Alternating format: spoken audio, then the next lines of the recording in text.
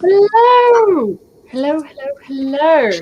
How's everyone doing? As if I'm on sprints. Oh my god. How's a book club like so long? How are you doing, Spoops?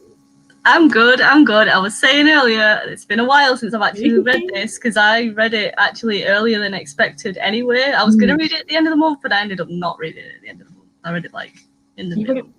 Right, middle of May, didn't you? Yeah, so it's been a hot minute. I finished it yesterday. As per, I think, every book club so far. I finished it either the day before or the day of because I'm organised. That's the best though. Like, it's right in your head. I was going to finish it in time for Sunday and then had an extra 3 days, and it took me an extra 3 days. But I am done, and there are people. Hello, Christy. I'm expecting so many comments from you today. I'm so ready. I'm like, no, you have thoughts. That's better. I'm lighter. Well, that is better. Hello,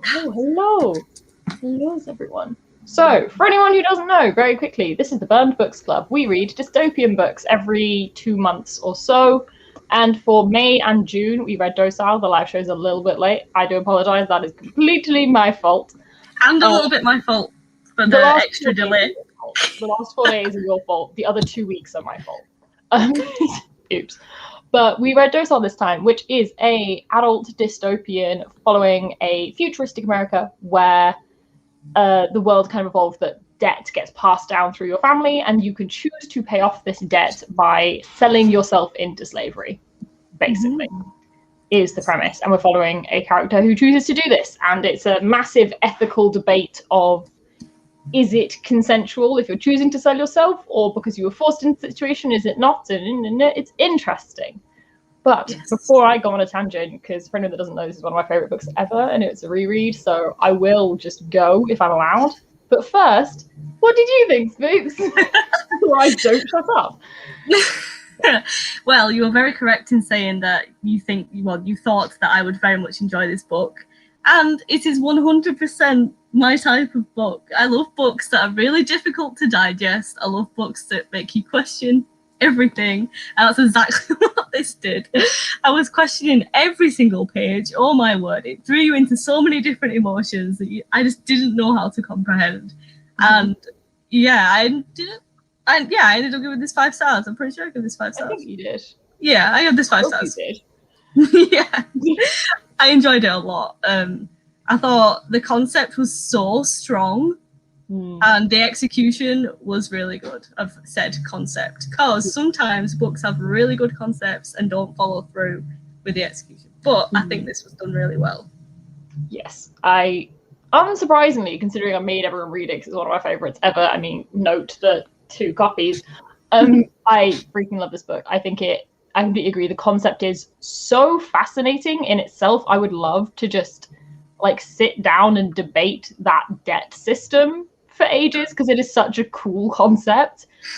And the way it is done is so clever. I feel like the biggest selling point for me is the dual perspective. That makes such a difference because you're seeing both sides of this purely toxic, awful thing. And it's exactly like Christy said here, makes you question your insanity. I honestly spent the whole thing, even the second time through, not knowing who to side with. Like, yes, someone is categorically wrong, but the fact that you spend the whole book empathizing with them and kind of wanting them to be like, that shouldn't happen. No. It's very wrong, but it's very much a kind of like, because we get the 2 perspectives, it's very much a like blame the system because the 2 perspective is very interesting because when you think of the concept, you're immediately like, well, we're on team the people who have to do this, we're on team the slaves. It's very interesting to get the side of the people who pay off the debt and own these people. Yeah, absolutely. And I think as well, I think the thing I really enjoyed, especially with that, is the parallels between the 2. Obviously, it's different for different people have dociles for different reasons. But in Alex's situation, also, I will say to an extent, we're probably getting into spoilers pretty fast, so warning. It's a hard one to discuss without them, I feel like. Yeah. But Alex's situation, although dissimilar to Elisha's, because he's coming from like a huge point of privilege, there's very strong parallels, this like pressure to have to do it. He doesn't actually really want a Docile. He doesn't want to train. He doesn't want to be evil to Elisha. None of those things are what he wants to do. But he feels this pressure from elsewhere that he has to, and doesn't excuse what he did. Awful human being in many a way.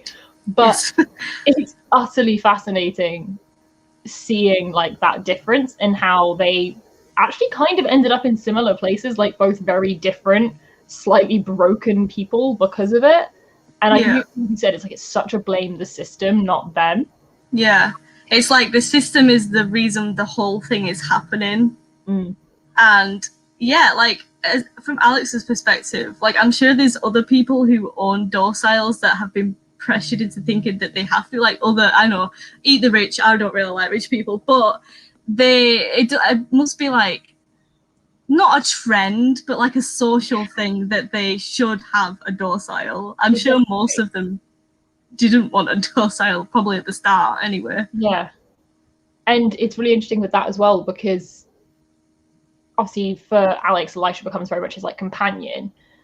And you hear about how like relationships are done at that level of the social elite, and it's like so formal. It's nothing to do with actually being interested even in the person, let alone romance. Oh yeah. You can completely see how their perception of any human interaction is so painfully warped that why would they question this part of society? Like it's just how they lived, and like yeah, they definitely should. Again, not excusing it, but it's a thing in our society, obviously not something quite so dramatic, but there are so many things which are so bad and you just don't question until someone like pushes it in your face, like why is this the way it is? And it's just really interesting. I was gonna say this though, this is so true. I like if you weren't seeing Alex's perspective, you would have no reason to not hate him, and you would also, I feel like, understand Elisha less, because as Elisha came around to his way, you'd be like, well, why he's treating you awfully. Yeah. I strongly dislike Alex's family, his dad especially. Yeah. Bad people. Yeah. They are just inherently evil. No sympathy for them. Oh god, no, they're fucking awful. And have. Can I also say that I was very, very angry at Elisha's dad as well throughout most of that book. Yeah. He's kind of I feel like I also completely empathized with him. Like he was just suffering and dealing with his suffering in such a bad way, but he didn't know how to cope. Like he was just losing more and more of his family to this system.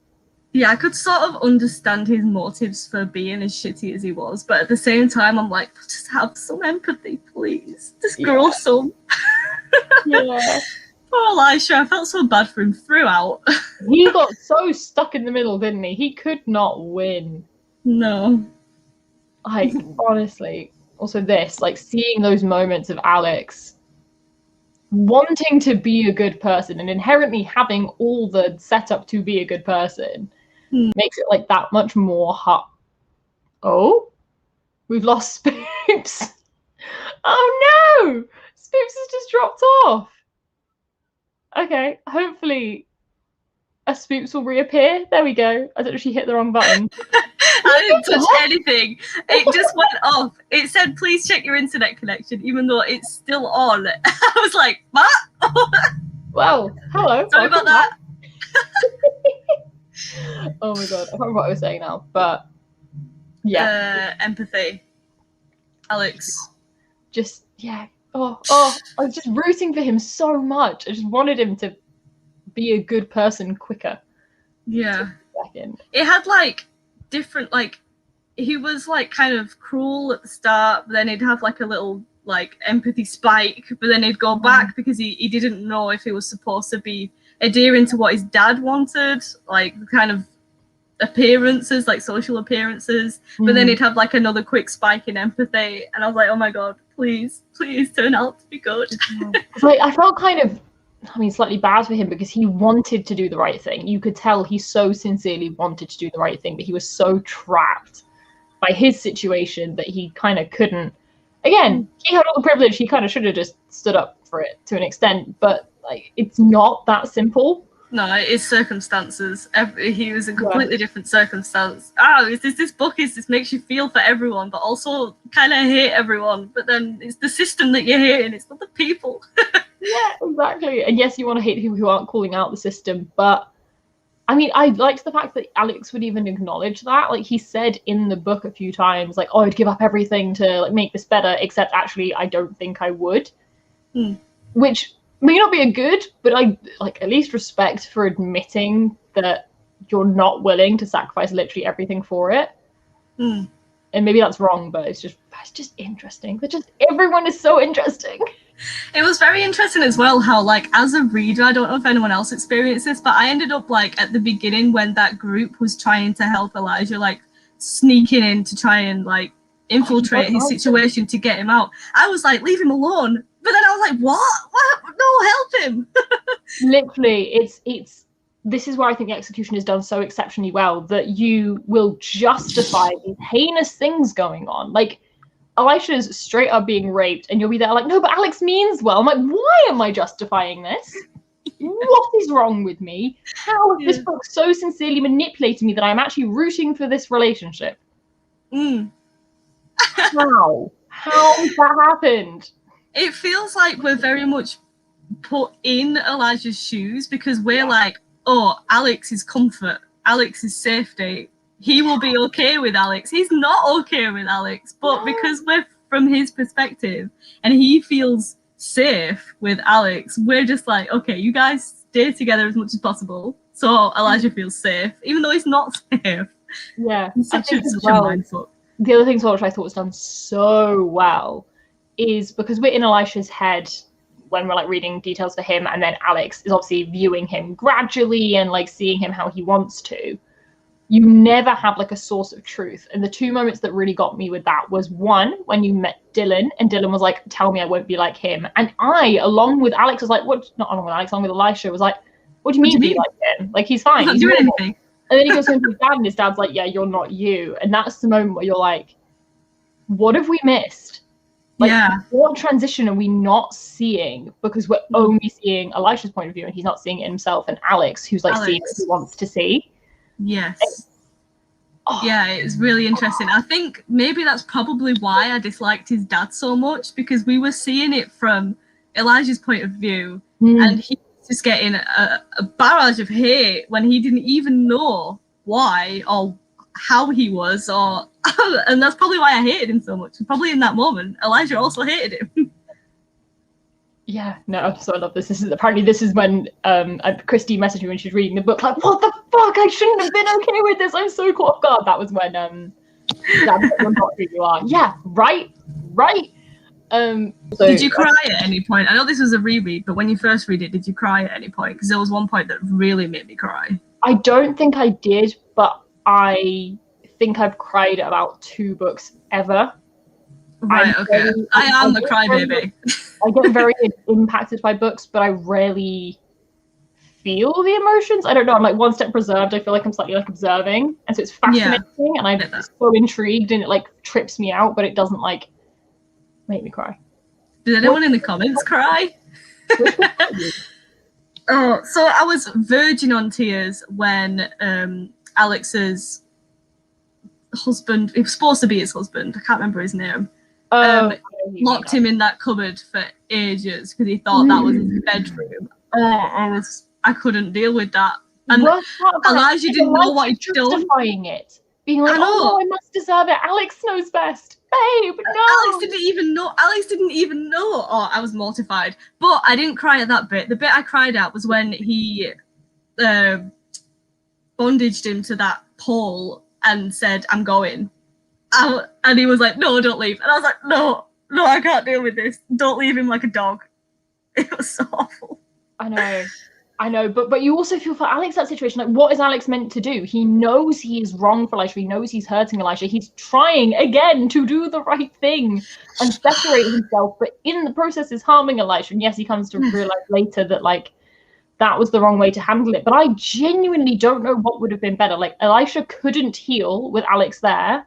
No. But then was driven to disaster because he'd become reliant on Alex and Alex left. Like, there is it's like irreparable at that point, basically. The heartbreak of being abandoned by someone who you thought cared about you, and Alex, he does care about him, but because he cares about him, he has to kind of like, I don't know, it felt like cold turkeying him into this situation, like Alex all the time, Alex never, and that was a bit of an abrupt decision. But again, I don't know what else he could have done. Like if he had done like a gradual decline, all it would have been was Elisha having hope that whole way through. Even if it was gradual and then went all the way off, Elisha still would have probably had just as visceral a reaction, because it's that moment where the hope vanishes. Like, yeah, it's just this whole life's gonna be us, but like, oh, oh my god. And also, actually, with this, I actually disagree. I think it's such an impactful book in so many ways that I almost became emotionally numb to it, because you just kind of have to sit there with your jaw on the floor, like, how if you don't turn your emotions off, you will have a breakdown reading this book. So that is why I cried, because I was too emotionally invested and I should have just turned them off. It's just so good. It's so good. There was quite a lot of people who DNF'd and didn't like this book, but they've not turned up here, it seems, because no one is like, I was thinking we were going to have a proper like two-sided discussion about this, but it seems the people who didn't like it just haven't shown up. Well, that's understandable, and I say this every single time I mention this book in any regard, especially as I often talk about it in a very positive light, like encouraging people to read it. Please don't read this book. If like, literally just please research reviews and triggers. I never list them because I know my memory and I know I will miss so many of them, and I don't want people to not know, but the list is huge. Please go carefully. This book pulls no punches. It holds nothing back. It's one of the reasons I like it so much.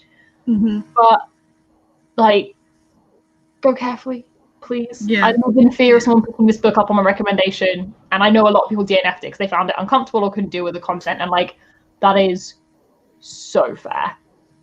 Like, it's the comment that says, but I don't actually think I liked it. That is so valid. You don't know how to feel about it. Whenever I say I enjoyed this book or I loved this book, I love it for what it said. Like, it's not an enjoyable, it's a weird one to say, because normally we're like, oh, I loved it, it was so fun, it was so great. No, none of the happy emotions, but also I love it in the way that it makes me think. Like, my favorite thing, I've not actually clicked on the enjoying comment, have I? I have, yes. I'm going mad.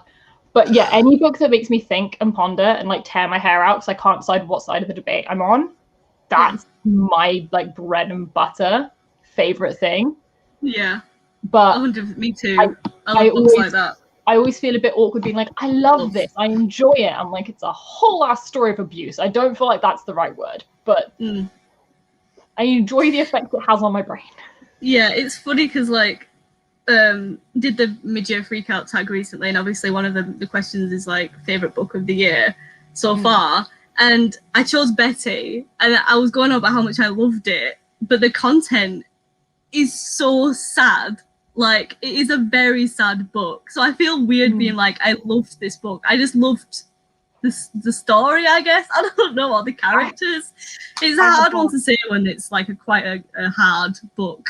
I had that with My Dark Vanessa. I always used to say, like, I really loved it. Like, again, this isn't the word for it, but I don't know what other word to use. I also loved that book. Yeah, it's really good. But no, this is such like a thought-provoking book.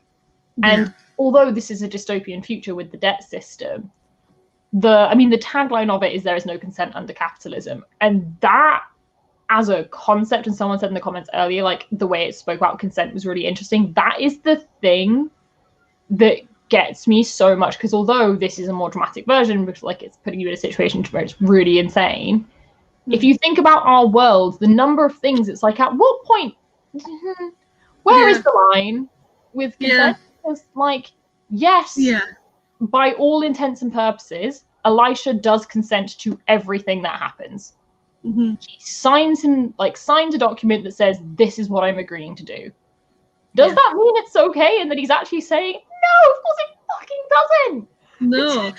But like, if we just boil down the capitalism part and think about the way we're living constantly now, like, we consent to go get quite taxing jobs because we need money, because we don't want to die. Is that consent? Like, this is the whole thing about capitalism. It's just like, how much are we actually enjoying about this? Yeah. Not much of it. It's like the age-old thing of, like, if you won the lottery tomorrow, all the things you would instantly stop doing. Should we be okay with doing those things? And yes, there's a level of, like, you're not going to love every single thing you ever do, like, fair. But, like, at the same time, there's a lot of things where it's like, I don't know. Yeah, obviously this is like a dystopian version of that, and it's taken it to a limit that it could go to. Like, I don't know if this would ever be a society we had to live in, but it is a concept that is not that wild. Exactly. I want to say it's not. I also don't trust the world in any way, shape, or form, and it's terrifying because, like, the concept of generational debt becoming a thing, not too far-fetched at all. That I could see. I'm not, like, saying it's going to happen or anything, but that wouldn't, like, flabbergast me if that was a thing that happened.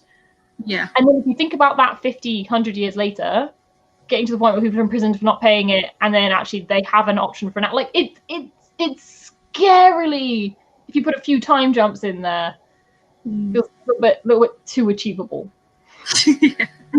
But this is exactly why I read dystopian books, though. Yeah, because I love comparing it to our society and stuff. Yeah, this is exactly what this person's saying, and exactly the same as me.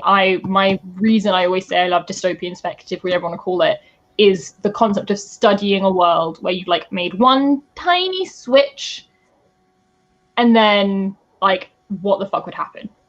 Here's an example of what could happen. Like, I find it so interesting. Yeah.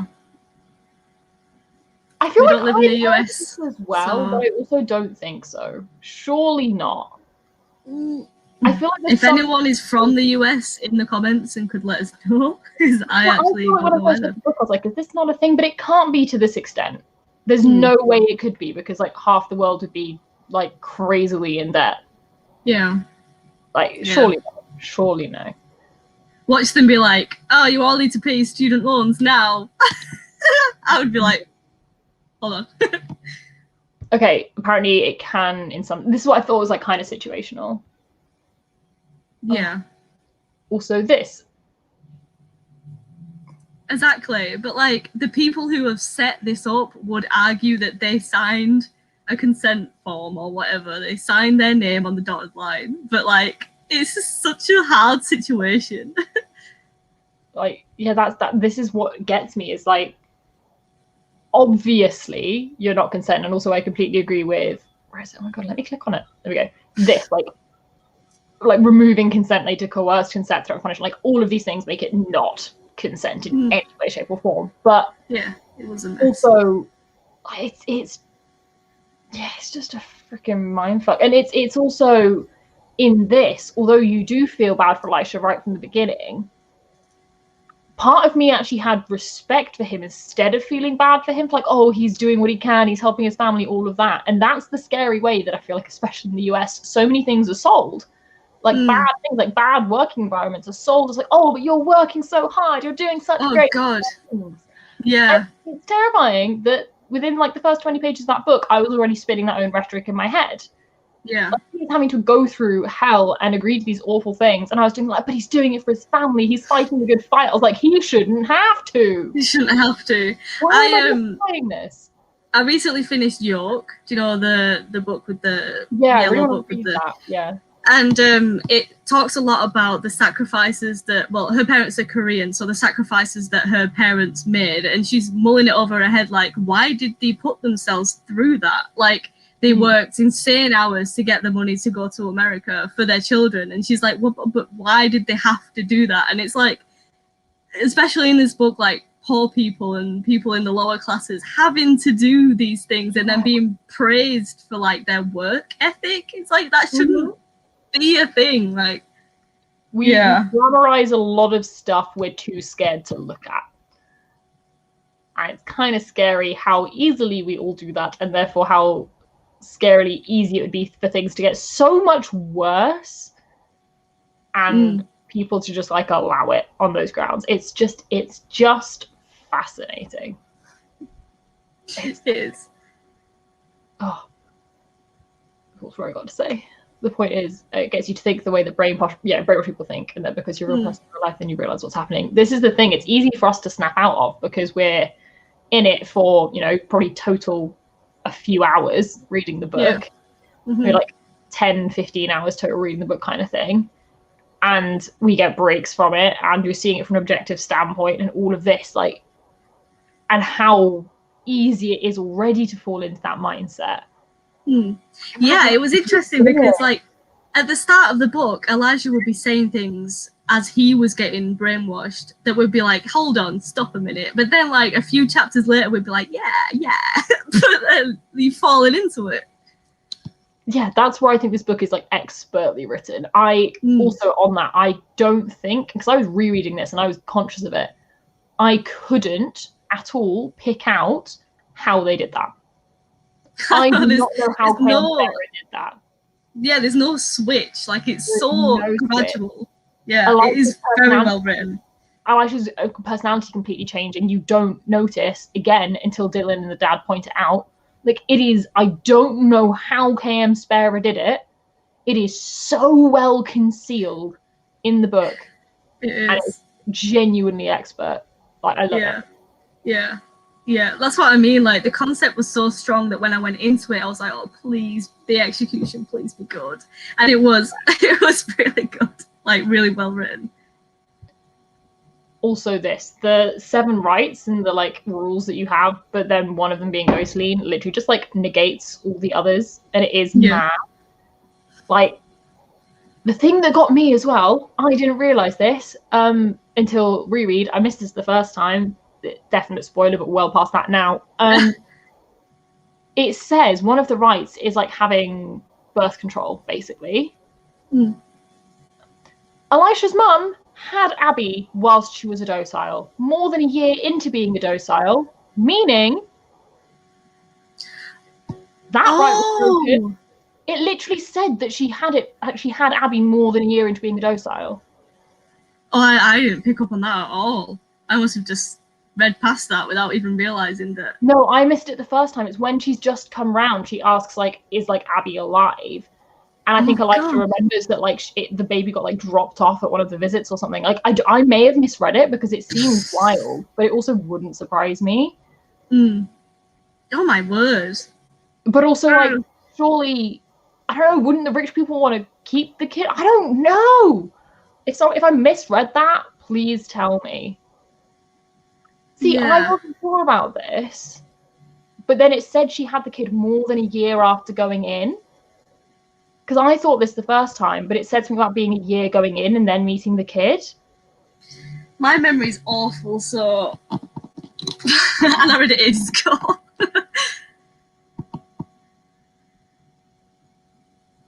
Yeah, because he was, like...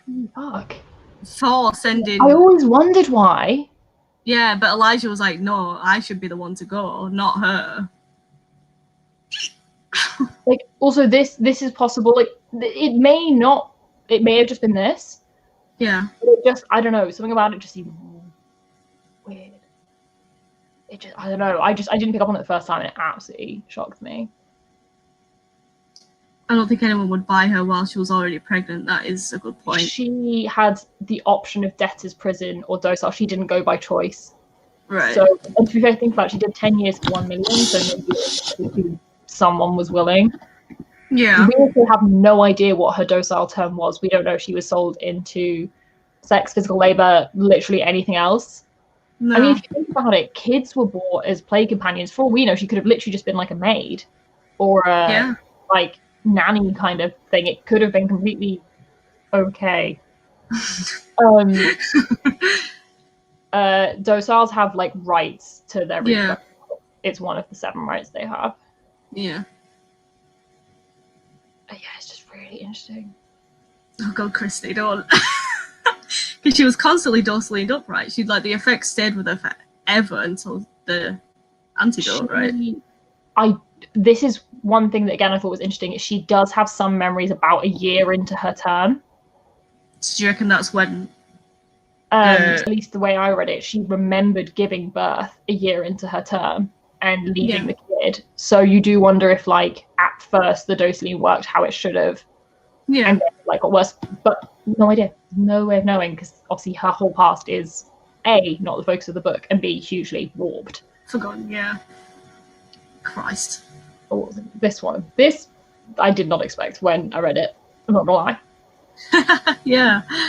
You were interesting. Because you're like, part of you is like, oh my god, you ain't rep. But then you're like, oh, in this book?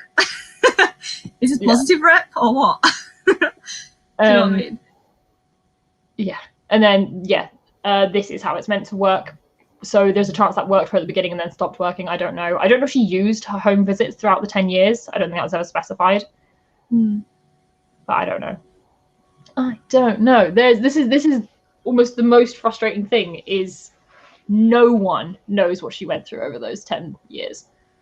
No, because she can't say it because she doesn't remember herself. Like, she has no idea. And I guess the only person who knows is the person who was owner. Yeah. Whoever that was. Yeah. What was I going to say? Oh, I felt, again, this is wrong. I shouldn't have felt bad, but I felt kind of bad for Alex because obviously the Docile is his whole family's creation. Yeah. Like, it's all he's known. His family's been in it for ages, and he is convinced that Docile is a good thing to happen to these people. And when Elijah was like, oh, it's fucked my bum up, and it was like, no, it hasn't. But, like, that's all he's known. Like, of course he's not going to be questioning a drug that he thinks is inherently good and helps people. And I was like, oh, no. You're going to end up finding out that your whole family's work, everything that your life has been leading towards, is not good. Yeah, and also that he was aware it's not perfect and was like doing all this work to make it that bit better and make Dociles like seem like they have more awareness. I guess like all of it, and he so much believed that he was doing like a good thing, and it's kind of like not dissimilar to discussions you hear about like white saviorist attitudes of like, oh, I'm going to help them, and it's like, yeah, that's not helping. Yeah. Making them suffer this much less. Like, bro, what the like? Just the privilege is mad. Yeah, he has a lot of privilege. I also just want to hug him and wrap him in bubble wrap and like make him okay, because he's not okay, and I feel so bad for him. He went into the whole book not being okay. Like Alex, he was messed up from the start because of his family situation and because everything he had to do for social appearances. The fact that they were like, what's his name? Like Javier or something. Yeah. The fact that this guy has to be your husband. Like you need a husband or a Docile. A husband or a Docile, and he didn't want to be with Javier. I feel like his name was Javier. Quickly. Yeah. Ooh. It could have been the first home visit. Could have been. Actually, no, if it was a little over a year. No, it wouldn't have been, because that would have been 6 months. So it would have been like nearing a year and a half. Yeah. Oh my. Right. I wonder if that was something that the author like put in there, thinking how many people are going to pick up on this. Like, I wonder if it was a little like. It's one of those. Books, I feel like every time you reread it, you'll pick up on another one like that. And every time you're mind blown about how badly people are treated. Also, the fact that Elisha is about to go through a crap ton of pain and be tortured, and his concern is wasting rice. Dude! And then when Alex punished himself with the rice because he's never done it to himself before. I know. I was like, oh God, the emotions I'm feeling for these people. I know. And when Elisha continued to do it to himself when he went home just to feel something. Oh God! It's just, I'm not gonna lie though, of all the like punishments, I'm really glad KM Szapara used that, because although I would imagine no one here has knelt on rice for 40 minutes, I'm sure all of us have knelt down and got like a bit of grit stuck in our knees, and it fucking sucks. Well, it's such a tangible thing to grip onto as like how bad that would be. Yeah, like at work in the library, I kneel down to access the bottom shelves. Like I'm on my knees to do that, and that alone, just kneeling on carpet, is bad enough. Like I had like big marks on my knees from doing that for a 7-hour shift, and kneeling on rice. Yeah. I know it is. I appreciate that he used punishments that feel really tangible and also really passive. It was never like a lot, and I think that's another way he made it very easy to empathize with Alex. Is like Alex never like beat Elisha. Like again, did a million and one questionable things. I'm so not justifying his actions, though it sounds like it. But like he never beat him. He never like it was never something like that. It was very much like a you're gonna sit and suffer this thing, and it removes him from that punishment, which means Elisha doesn't hate Alex, he hates the punishment. And B, makes it much easier for us to empathize with Alex because he hasn't been like inflicting punishment in a really active way. And I just think that was like very cleverly done. And I think that even Alex thought the punishments were okay. Like he thought the punishments were not like cruel to be kind of punishments. Which it like he never didn't he say something about his grandma using the rice thing? It was used on his grandma to like build his audience. Yeah, and that's why he did it to himself, because he was like, he's never experienced it, but people above and below him have. And that's the thing as well. Like, it was so interesting being in Alex's head, like when he did the first rice punishment, and he was like, "Oh, maybe 5 minutes was too much for each thing." Like, "Oh, I don't know. I'll figure it out." I was like, "Go," and I'm like, "How are you thinking about this in such like an analytical way? Like, you're literally choosing to inflict pain on someone, and your only thought is." Maybe 40 minutes is a bit long. Question yourself, please. Yeah.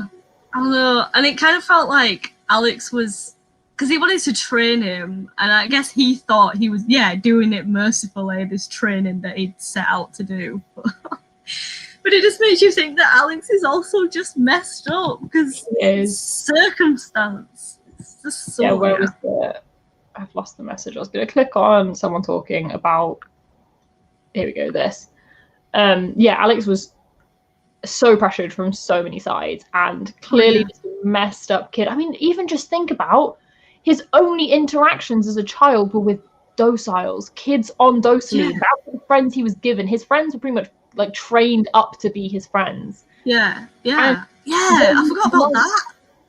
Like Sorry. So you may wonder why he never questioned that, but if you think in your own life about anything before you saw it kick off on Twitter, did you question it? The answer will be no, because until we are shown things, we're like humans. You say are naturally inquisitive. They're really fucking not. We just trust what we're told. Yeah. And absolutely, especially as a child. Yeah. And he probably thought that so many families had friends like friends like that. He probably thought every child had. He didn't even really like twig that they were on Docile. He didn't ever think of it. He was just like, they were kids I played with. Yeah. Oh my God, it's mad.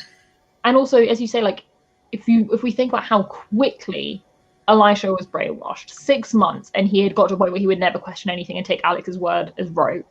You can't really criticize Alex for not questioning things, because he was literally trained up in his childhood to not question this society. Like, I'm not saying he shouldn't have, but you can't blame him for not. Did it say in the book how long this system's been going for? Up to this point, it very much felt like it was an established system, especially since Alex was a child and it was a thing. Yeah, I think it was. I mean, if you think about it, his grandma made Docile. That long.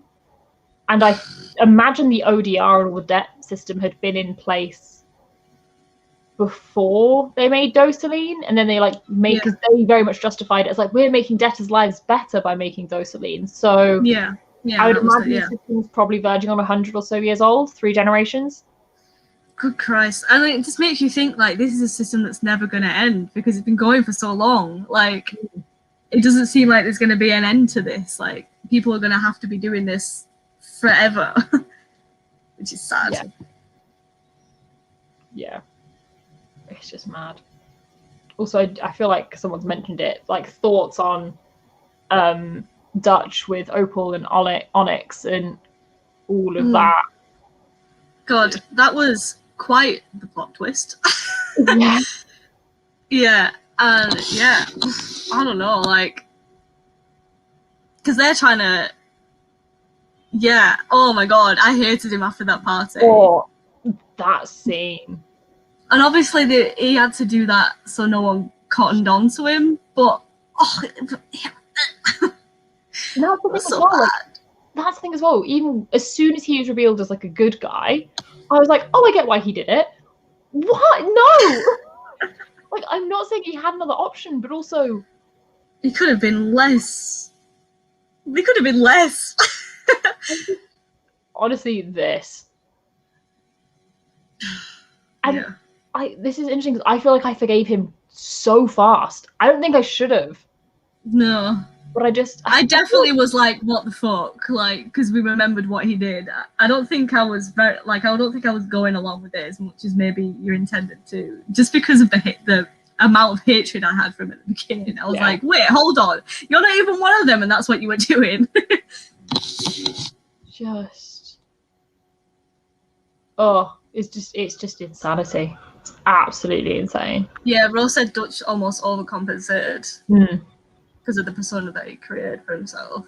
Well, I feel like even before wanting to be involved with the what's it called, Empower Maryland or whatever, he'd had to get this mad persona because he'd come from being a docile himself. He had to be so far removed and so ingrained in like the worst of the trillionaires. That's true. Kinda had to.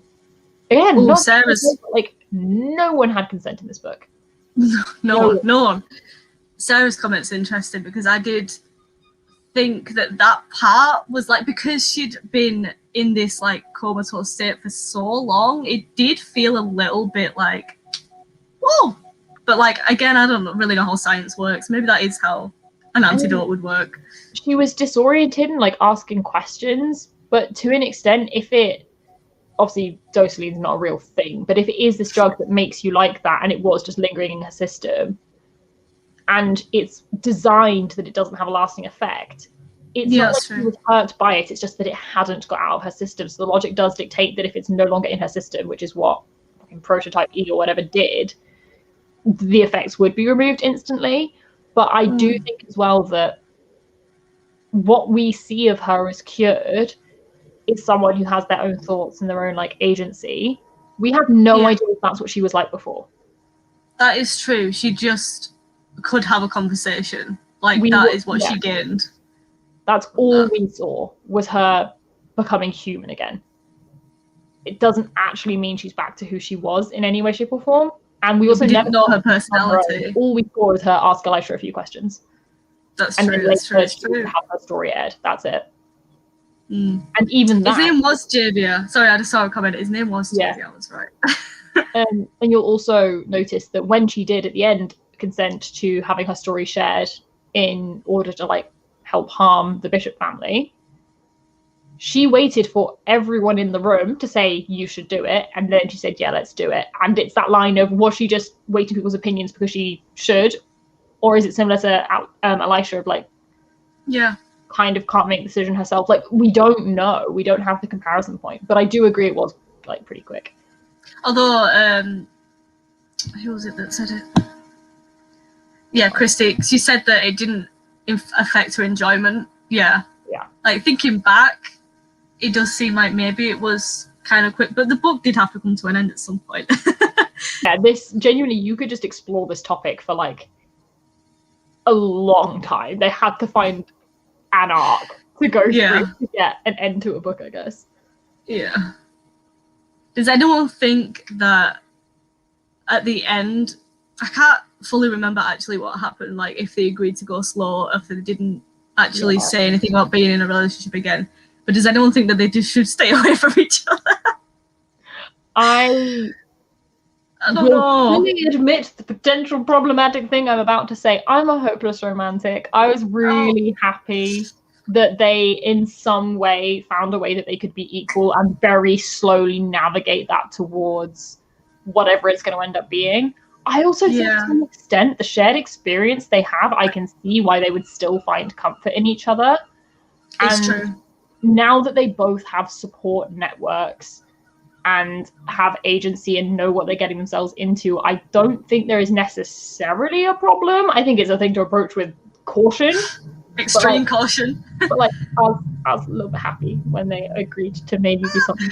But I know that's a very controversial opinion. I know the opinion is a lot of people. I was happy that they at least, like, I would be happy if they at least stayed in contact. Like, I don't know if they should be together, but I don't think they shouldn't. Like, I don't think they shouldn't talk to each other. Because like you said, they both went through this together. And if anything, like, even if they didn't get into a relationship, and even if maybe they shouldn't, at least they have, like, that shared experience, and they could maybe work through some things that they felt during the time, and they could see each other's perspective of it. Like, maybe Elijah would benefit from seeing Alex's point of view of why everything happened that it did happen, if that makes sense. So it doesn't feel like he was just being traumatized for the whole thing. Yeah, I think... Even though it was. I mean, I think this is the thing, though. I'm not denying it was a... Right. I need to try and formulate this in a way, which I don't know if I can. I want to call it a toxic relationship. It wasn't a toxic relationship because it was never a relationship because they weren't equals. So I would agree if it were a toxic relationship where it should have been an equal power dynamic and wasn't, that, they shouldn't give that a second chance. However, when they first met, it was not on a level playing field. It was meant to be uneven. That's a problem with the system. That's a problem with society. And Alex acted poorly and fed into it, sure. But that wasn't like meant to be equal. Alex manipulated it to be not. That was the intention of the relationship. Whereas this time they're approaching it from a very different angle with a very different purpose in mind. Yeah. And they did discuss that as well. They did discuss that we're equals now. Yeah. We're going into this as equals. Yeah. If they'd gone into the first one meant to be equals and that's what it had warped into, I'd be like, get the fuck away from each other. Don't ever, like, as you say, like, maybe keep comfort in like a shared experience in a platonic way, but definitely nothing more than that. But because it's such a different approach, they were actually two people both traumatized by this first experience, and now it's something separate. I think that's why to me it feels like it could be okay. Yeah, it's very difficult though. He has been disowned. He has nothing now. He is homeless, he is penniless. Yeah, there's that, but he also does not have his family to fund anything anymore. Also, this, I really like throughout the ending that like Elisha just gets to do what he wants to do. And to an extent, and this is going to be the funniest sentence I could possibly say in context of this book, two consenting adults can do whatever they want. Like, we may not like that they're going to get back together, and maybe sometime after this book it ends in tears. But it was Elijah's choice. He now has the ability to choose, and that's what he genuinely believes is best for him. And at this point, obviously he's not fully healed, but it is it's a while after the end of the book. It's not like it's had like a bit of a time jump. It's not like it's 2 weeks later or something. He is sufficiently healed that he's not going into this like to fall straight back into being a docile. Like, he knows he can say no, so he knows he can agree to shit. He has agency again, and I would have a level of confidence that he would know to walk away if it wasn't good. Like, remember, he's the one that broke them up. Yeah. Like, when he was recovering, because he knew that he couldn't recover around Alex. Yeah. Which gives me a level of confidence in him knowing what's best for him. I may be very wrong. Who the fuck knows? But I was so sad when he didn't know how to choose his clothes, and he just wanted Alex to choose his clothes, and he was trying to choose his clothes at that Empower Maryland place. And I was like, oh, you need to find your style. You need to choose clothes. Leggings and basically a dress. Love. Icon. I love it. I love how he went into detail about how comfy the leggings were. He's so cute. Also, sorry, just back on this, I think it's really interesting. I guess it depends what you mean by equals. Yeah. No two people are ever going to be equal in every way, but if you can negotiate a dynamic that works, I don't think it necessarily needs to. And it's sad because, like, because Alex was here and Elijah was here, and now they're trying to be here, I think that Alex would end up trying to go down here to overcompensate for when he was up here. And obviously that's not fair either, but I'm sure he has all of this guilt from what has happened, that he's going to be, like, trying to push Elijah to be more up there, if that makes sense. But that isn't fair. We already saw some of that as well. And also Alex fucking up that power dynamic again by trying to overcompensate, by, like, purposefully not going near Elisha. Elisha being like, dude, I can make my own decisions. You act how you want to act. I'll tell you if it's not okay. Yeah. And Alex, like, actually trying to, again, make decisions for Elisha to, like, protect him. And it's really interesting. And that is definitely something I would imagine, you know, post the end of this book, they're going to have to work on, is believing that Elisha has the agency that he does and trusting him to make his own decisions. And that would not be easy for anyone. Oh, no. After what happened. Serious therapy is needed. Also I saw this person say it earlier, like, Alex was basically a docile as well. He was just as brainwashed and broken as Elisha was. Like, he was a puppet for the family business. He was definitely a puppet for the family business. Like, his dad was controlling everything that happened in his life. And he thought he needed that. He thought that this was his life and it was good. Yeah. This is so sad. And he was also just as unaware of how controlled he was as Elisha was when he was a docile. Like, yeah. Also, I do like this. Like, we have control. Like, they got their shit together. I love how we're talking about them like they're out there now sorting their relationship out. Like they are. Yeah, I hope they're happy wherever they are. I think there was some kind of therapy mentioned. I don't think it was a focus, but I do think through Empower Maryland that Elijah definitely got therapy. They wouldn't have just left him. Like, they wouldn't have just left him without help. I feel like he definitely did get professional help. I may be wrong, but I think he did. Christy, that was a whole thing. The thing that Christy put up. This one? Yeah. And even Onyx was like, can't do this. We did this once. Can't do this again. It's not healthy. Because he asked for him to do it again, didn't he? He came back to him and said... Onyx didn't refuse because of it being healthy, though. He refused because it was cheating. Oh, yeah. I'm sure he probably thought it was unhealthy, too. I mean, potentially. At the same time, like, people deal with shit in different ways. It's true. And Elisha just needed something at that point. Yeah, I think, again, I'm not saying...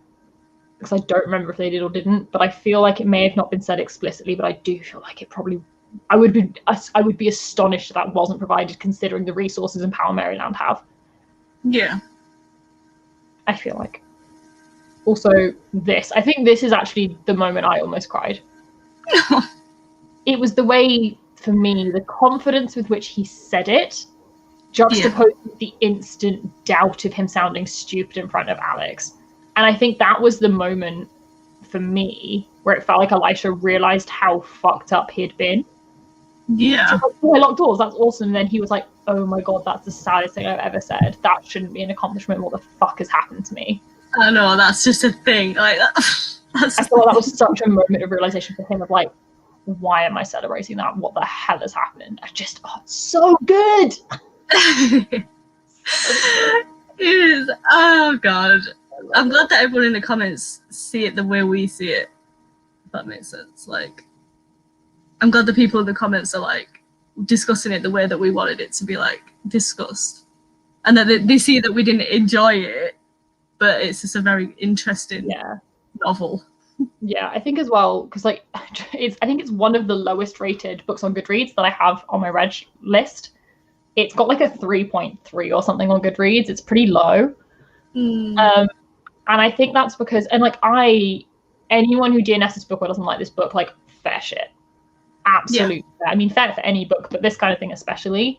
But I think the reviews that frustrate me are the number of people that are like, this is glorifying an unhealthy relationship. This is just like fucking slave porn. And I'm like, if not in like a rude way, but if that is all you take from this book, you've missed the point. Yeah. Like, this is an exploration using really unhealthy relationships and using like non-consensual and like questionable consensual sex. Like, if you feel aroused by this or you think that's the intention, you missed the point. Sorry, but you did. There's because I read a lot of books like this. I've read a lot of books that have very toxic. I know this wasn't a relationship, but I've read books that have toxic relationships and books that have unhealthy relationships.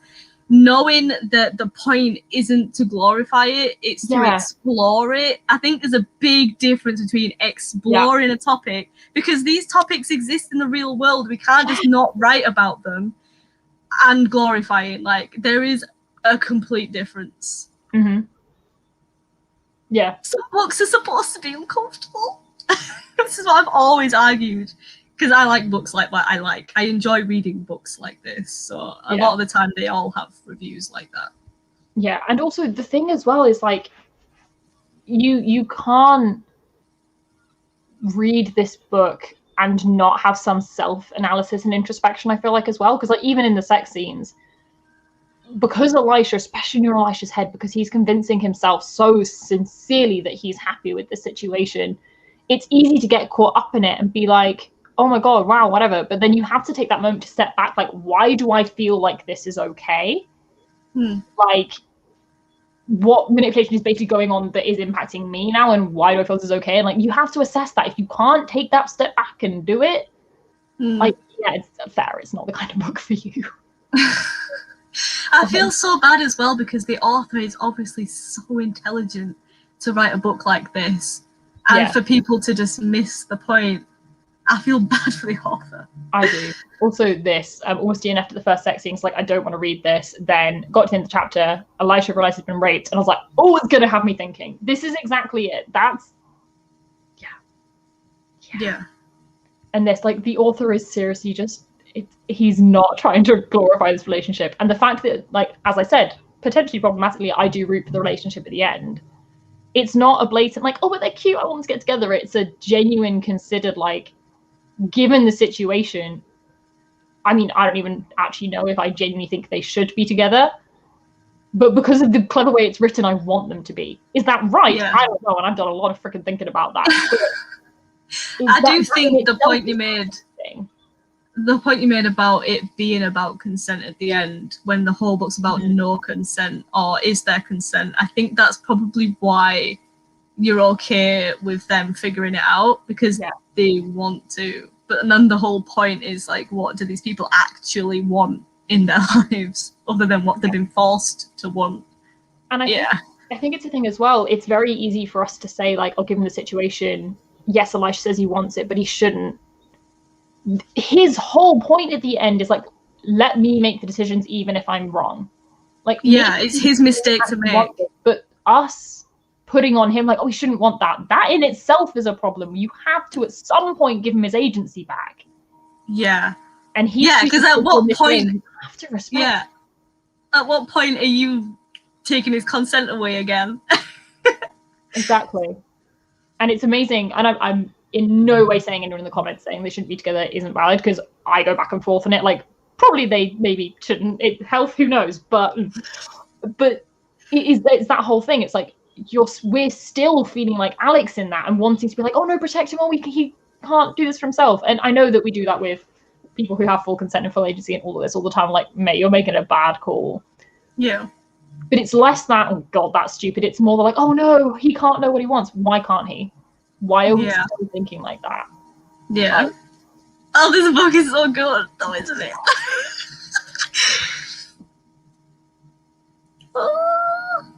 Well, I mean, my favorite book is extremely violent, so I can't say anything about anyone else's favorite book. I still don't know what my favorite book of all time is, but this is well up there in the top few ever. Like, way up there. I will definitely never ever forget this book, and they're my favorite types. Like, there's no way I can ever forget this book or this experience. I can't wait to read it again. Actually, like you said, I end up picking up on more things that we didn't pick up on the first time. Yeah, no, it was really interesting reading it again because I wondered if it would have less impact because obviously I was like looking out for Elisha being manipulated and stuff. But that's where I have to give credit to KM Szapara for the fact that like you can't pick up on it. And that's kind of scary because I knew it was coming and I still didn't see it coming. I was still like, oh, Elisha, yeah, I can see why you want to help Alex. I'm like, what is wrong with me? What is wrong with me?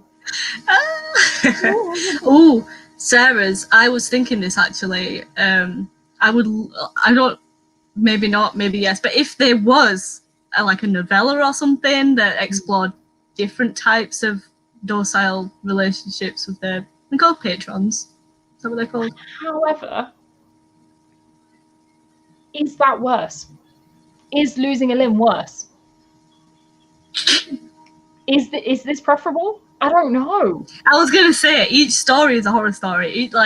They're all as bad as each other. Like this like feels mental, emotional, physical. This thing, it feels like it's sugarcoated because it's like it ends in a nice relationship and he lived in a fancy place, but he was literally broken and brainwashed to a point where he wasn't even human. Is that preferable?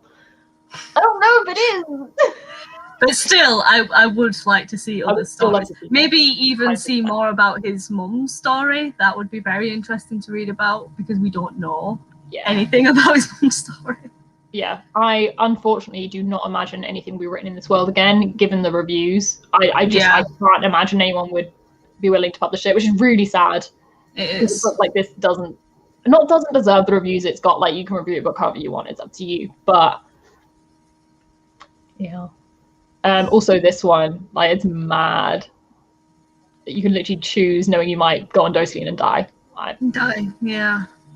Oh, God, the whole situation's so shit. I know. Also, for anyone asking, he did have another book come out a couple months ago, First Become Ashes, which is this one. Ooh. I enjoyed it. It was good. It was nothing like as thought-provoking. This is more like an adventure style story, basically very brief overview for anyone that's interested. This follows some people who are basically part of a cult, and they are raised their whole lives told that if they torture themselves and basically torture themselves, that they will get magic when they reach a certain age, and they have go out into the real world and do a quest and stuff. And it's a cult, and then the police break it up, and it's following 3 people at 3 different stages of coming to terms with do they still believe in the cult or not. So it's very interesting. Again, very graphic, 1,000,001 trigger warnings for everything. Similar themes and being controlled by power dynamics, all of that still again. But I felt this was less thought-provoking for me personally. I think just the dystopia, relating that to my world, gets me more than the cult side of things. This also has an element of magic in it, which made it slightly less for me, but it's still really good. It's still very interesting. The thing I liked about this was the abuse you see in this is so objective. There's no emotion in it. It's just this is a thing that is happening. Yeah. Because the people who are experiencing it are so used to it. It's been their whole lives. They wouldn't question it. And then that moment of coming to realization was again done very well. It was interesting. It was good. Didn't like it as much, but it was good. Would be. I'm interested. Would be my steer on that one for anyone wants to. Oh, what's this? Should have let me. Yeah. I think this is the thing as well. That's why a lot of people read it and think the author's either glorifying things or allowing things. No. I don't know. It's just, it's just so good. It's so good. I would rather have all my limbs and a mental capacity. You're asking for too much, Christy. Pick one or the other, Christy.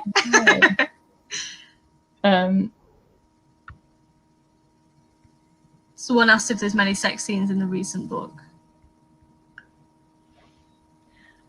Again, wouldn't call them sex scenes.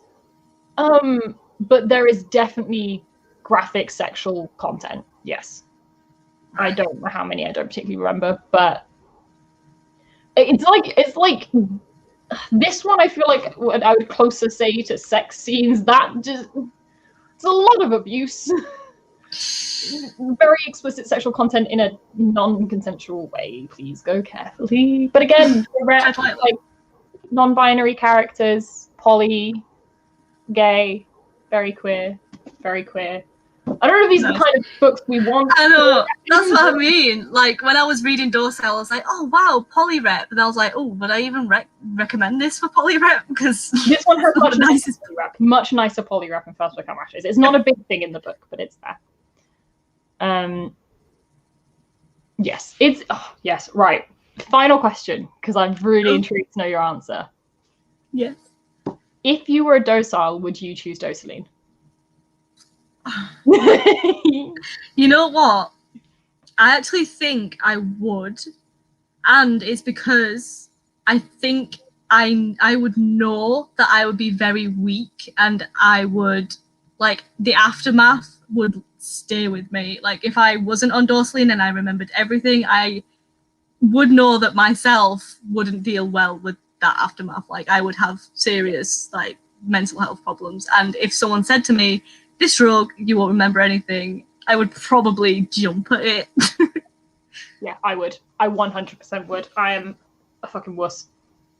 And I feel like, to an extent, I would prefer, say it was like Elisha's mum's term and you weren't destroyed by Docile afterwards, I would prefer to lose 10 years of my life than experience 10 years of trauma and not have a life afterwards because you're still reliving that trauma. Yes. I would just prefer to kind of accept that I'm losing those years. I will never know what happened to me, and I kind of have to suck that up. Yeah. And deal with the trauma after. Yeah. I can see why Elisha didn't want it because of what happened to his mum, though. Yeah. I can see why he wouldn't want to turn out that way. Yeah. Oh, it's a tough choice. Like, the whole situation's so shit. Oh god, yeah. What I would find really interesting, and it's just like a random thought thing, is if Elisha was experiencing what he was experiencing, but his mindset changed slower, like he was brainwashed basically slower with the same abuse happening, I'd be intrigued to know at which point he would have taken Docile as like an out for the hell he was going through. Like, at what point that hell would have outweighed what he'd seen his mum go through. Obviously, his mindset changed very quickly. It's like wanting to please Alex, and so he then didn't feel like he needed Docile at all. But it'd be very intriguing to know, like, at what point it would have been worth it to him. Yeah. Very interesting thought. There must have been there would have been a breaking point, I feel like. Not take it. It was a life sentence. So I think if I was on a life term, I don't know whether I'd take Docile. I guess it depends what term you're on, because if you're on a life term and you take it, then that's it. That's it, you're done. That's it. Until you die. Like, maybe if it was a lifetime I wouldn't, but again, that would still be horrific. Yeah. The thing as well that is really interesting though is, like, one of the rights they have is to take or refuse Docile at any point. Once you're on it, you're not going to refuse it. You're not going to have the capacity to have that decision made. Yeah, you're not going to. Ugh. It's so bad. It's a bad situation. Yeah. Also, I don't think so. I think it would have made him angry and therefore more stubborn. I don't know. Yeah. I don't think he would. Because, well, at the beginning, he was more like himself, wasn't he? At the beginning, yeah, he was angry. He still had his own personality traits at the beginning. So, yeah, I definitely think it would have fueled some kind of hatred. This is interesting. I would have said the Dociles. But if your owner dies, then they don't own you anymore. Yeah, I don't know how that works. So we murder the owner. No. Yeah, I imagine this would be how it works. But yeah. Mad. Unless it stays in your system, like it did with Elijah's mum. Yeah, I think at the end, I agree with this. Yeah. Though, even when he was, like, fully on it, he never backed down on, like, the impact it had on his mum. So I don't know. We will never know. It's just an interesting little thoughty thing to end on. Oh, so interesting. It is. That was a very interesting talk. Cool. So we're pretty much going to wrap up very quickly for anyone that is interested. I don't have it to hand, but the next book we are reading, it's literally. Well, I do have it to hand. It's just out of my arm's reach. I could. No, I'm gonna go get it. You go get it right here. Okay. So the next book we are reading for July and August, so the live show will probably be end of August, beginning of September, somewhere around there, is We Go On Forever by Sarah Govett, which Spoops found on Instagram, and we looked at, and it was the colours of the Bi Pride flag, so we decided we'd read it. It does sound pretty interesting as well. Like, we just go off the cuff. This, if I'm correct, the blurb's really small, but I think the concept is basically the rich elite, when their bodies are dying, can get their consciousness transferred into another body, so you can basically live forever. And it's again that like societal dynamic of the rich get everything and live forever, and the poor have none of this. And I don't know exactly how it's going to, like, who we're following, what the storyline's going to be, but that's the premise of the world, and I'm very intrigued. Yeah. And what was I going to say? Oh yeah, that's true. Anything with consciousness baffles me, so I'm so excited to read more about consciousness.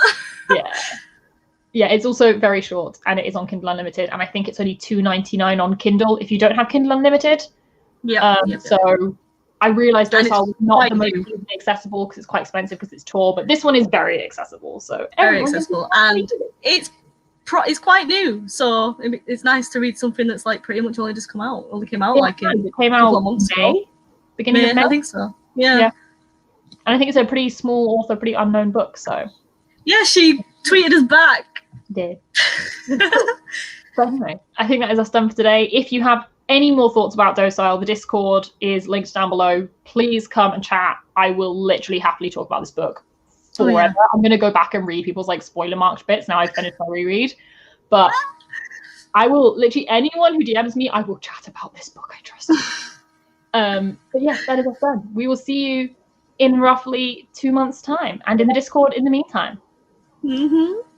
Bye everyone. Bye.